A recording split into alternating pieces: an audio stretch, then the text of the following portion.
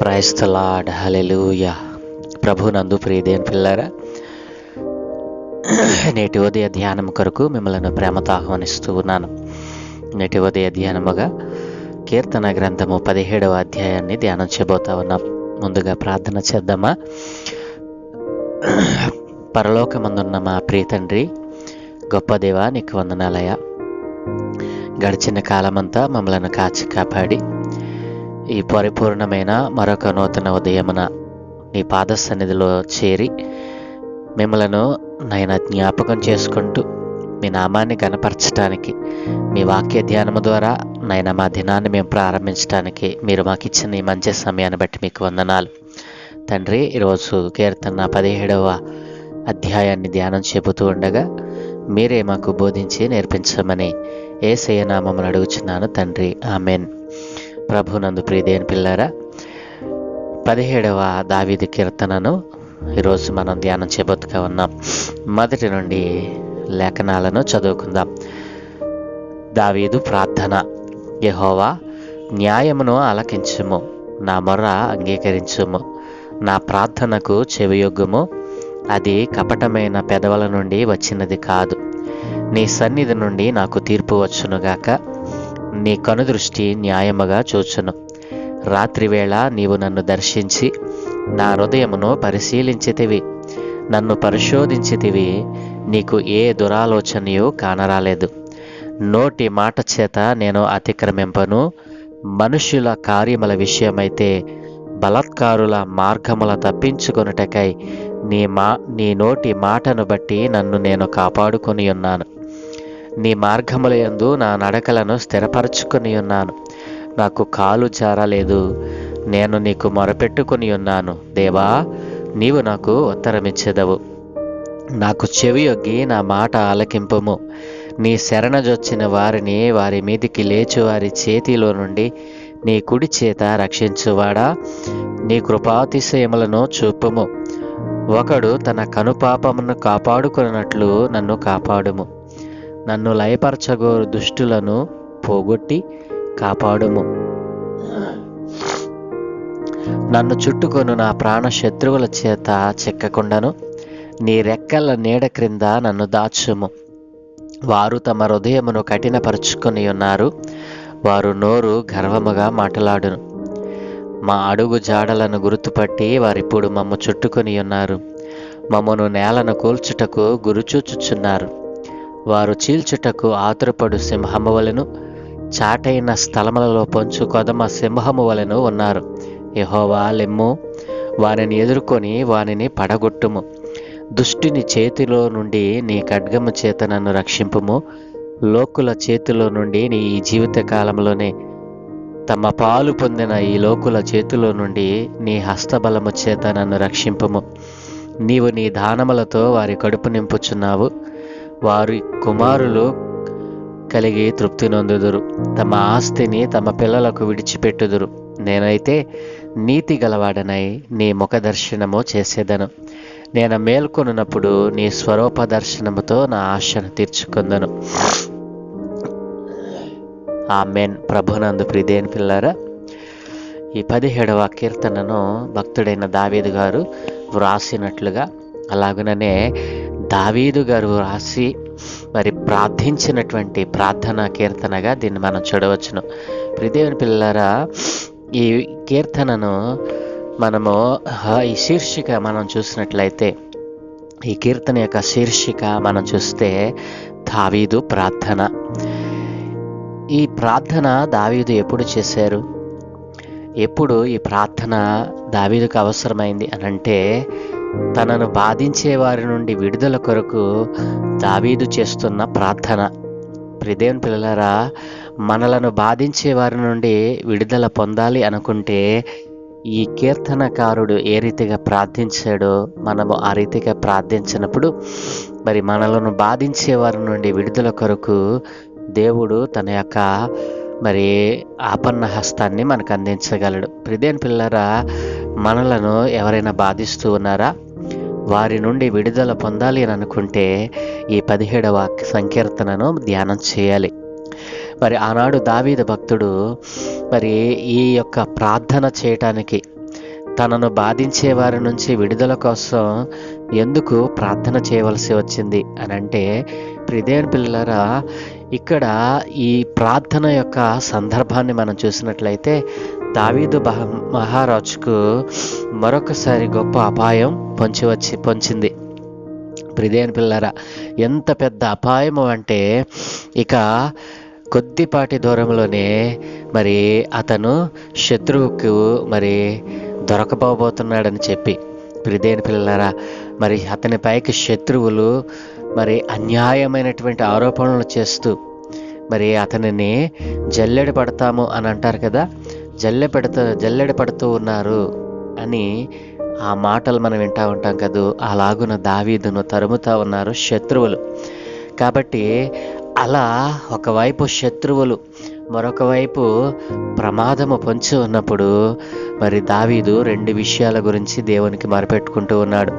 ప్రియదేవుని పిల్లలారా, ఈ కీర్తనలో మనకు కనిపించేటువంటివి ఆ 2 విషయాలు. ప్రియదేవుని పిల్లలారా, మొదటిది మనం చూసినట్లయితే తాను నిర్దోషిగా తీర్పు పొందడం.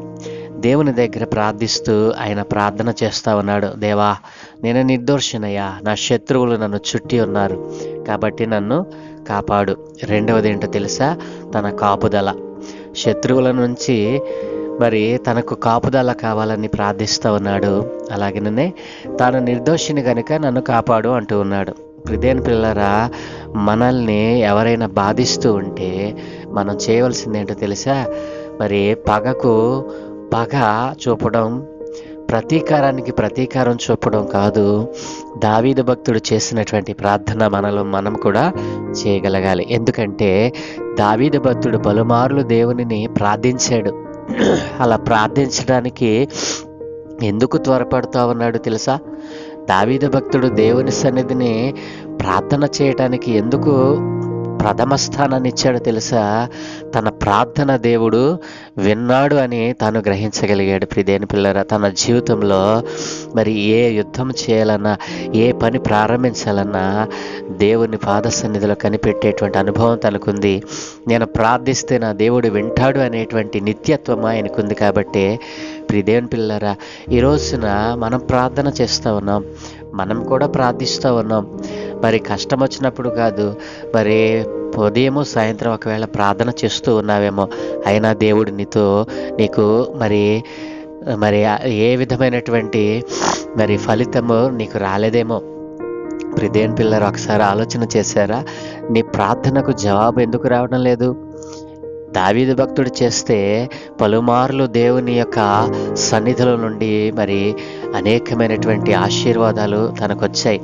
నీవు ప్రార్థన చేస్తూ ఉన్నావు, కానీ నీకు ఎందుకు రావటం లేదు అని అంటే, దేవుడు నీ ప్రార్థన వినేటట్లుగా నీ ప్రార్థనా భక్తి, నీ భక్తి జీవితం, నీ విశ్వాస జీవితం లేదేమో. ప్రియదేవుని పిల్లరా, ఆనాడు భక్తుడైన దావీదు ప్రార్థిస్తే దేవుని సన్నిధిలో నుండి సమాధానాలు బయలు వెళ్ళాయి. కానీ ఈ రోజున నీవు కూడా ప్రార్థన చేస్తూ ఉన్నావు, కానీ నీ ప్రార్థన మరి దేవుని సన్నిధిని కదిలించటం లేదేమో.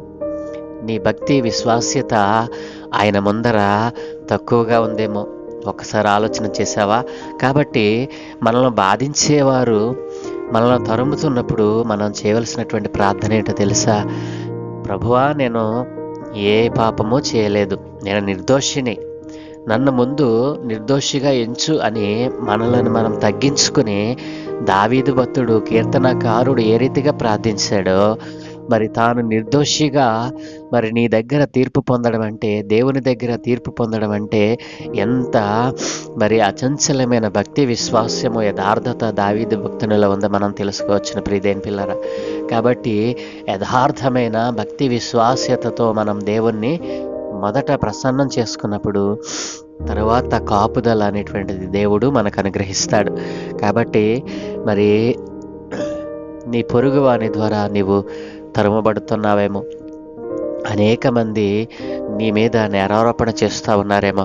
ఈరోజు మరి దావీదు భక్తుడు చేసినటువంటి ప్రార్థన, మరి ఈ యొక్క సందర్భం మనం చూసినట్లయితే, ఈ ప్రార్థన దావీదు భక్తుడు చేసిన మరి కాలమును మనం చూసినట్లయితే మరి దక్షిణ ఇజ్రాయేల్ ఎడారిలో సౌలు మహారాజు మరి అతనిని వేటాడిన సందర్భము ఇక్కడ మనకు కనపడతా ఉంది. ప్రియదేని పిల్లలారా, మొదటి సమూయేలు గ్రంథము 23వ అధ్యాయము 24 నుంచి 29వ వచనం వరకు, అలాగే 1వ సమూయేలు గ్రంథము 24వ అధ్యాయము 22వ వచనము, ఈ రెండు సందర్భాలను మనం చూసినట్లయితే మరి సౌలు మహారాజు దావీదు భక్తుణ్ణి మరి వేటాడుతున్నటువంటి సమయంలో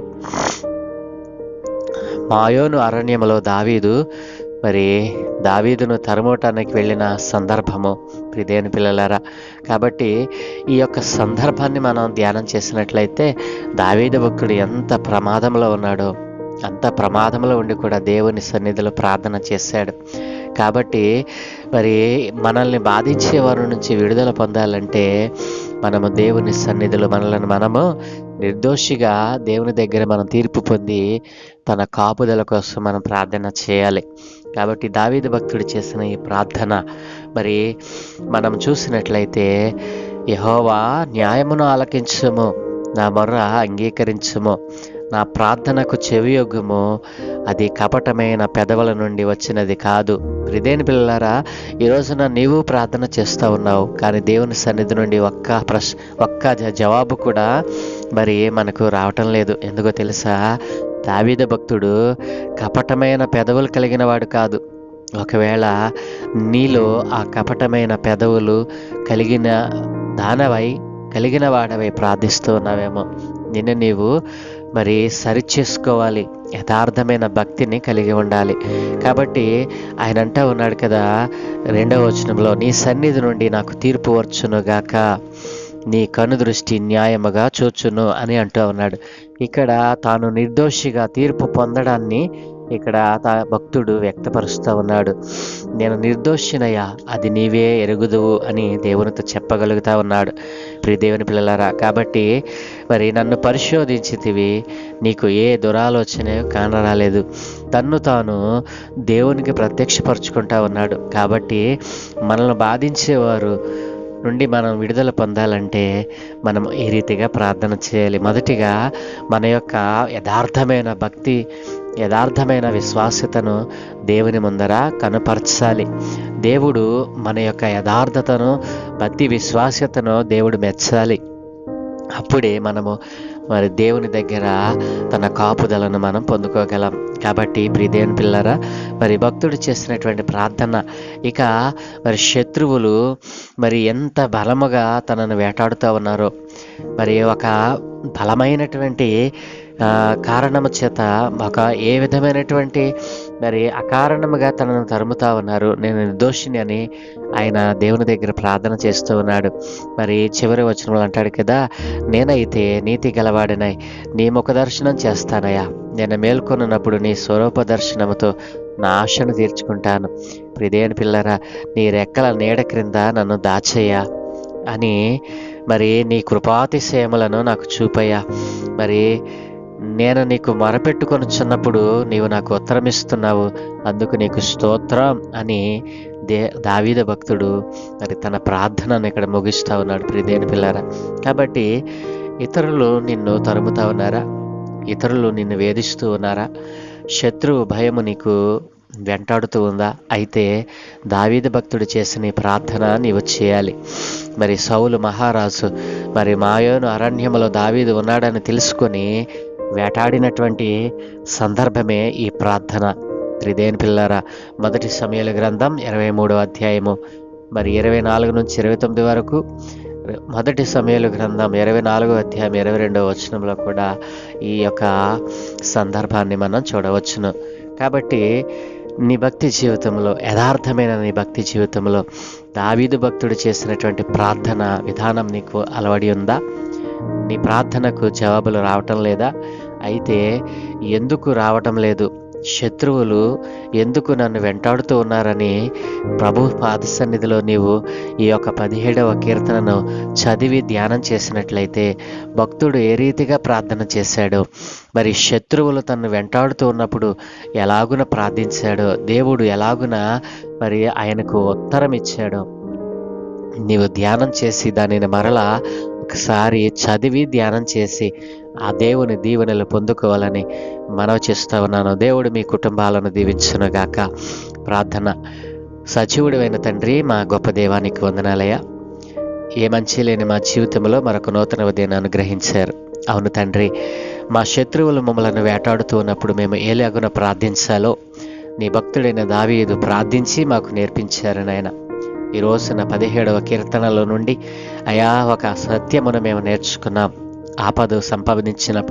ఆపద సంభవించినప్పుడు, శత్రువులు వెంటాడుతూ ఉన్నప్పుడు భయపడక తన్ను తాను తగ్గించుకొని నీ పాద సన్నిధిలో దావీదుకి చేసిన ప్రార్థన జీవితాన్ని మేము కూడా పొందుకోవాలని ఆశపడుతూ ఉండగా, ఎందరైతే అలాంటి జీవితమును కావాలని ఆశపడుతూ ఉన్నారో వారి ప్రార్థన జీవితాన్ని అధికము చేయమని, నీ పిల్లలుగా నీ విశ్వాస్యతలో యథార్థతలోనైనా ముందుండటానికి సహాయం దయచేయమని, ఈ దినమే చేయ పనులన్నిటి మీద మీ కనుదృష్టి ఉంచి మీ దూతల కాపుదలు అనుగ్రహించి మీరే మహిమ పొందుకోమని యేసయ్య పరిశుద్ధ నామమున అడుగుచున్నాము తండ్రి. ఆమేన్, ఆమేన్, ఆమేన్. Thank you.